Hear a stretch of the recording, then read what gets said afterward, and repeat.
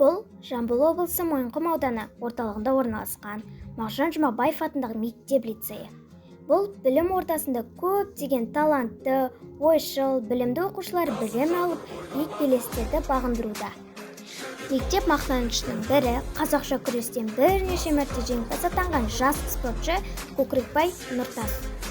Нұртас жас кезден қазақша күреске қызығып, үлкен еңбекпен жетістікке жетті.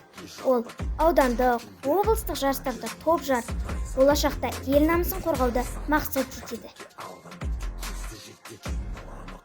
Спортпен ғана шектелмей, ол үлгілі оқушы ретінде де ерекшеленеді. Сабақта үздік, тәртіпті, белсенді.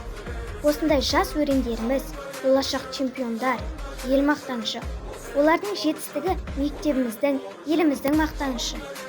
Болашаққа мақсатым олимпиада чемпионы болу. Мақсатқа жету үшін еңбек етемін. Жеңіс қажырлы еңбектің нәтижесі.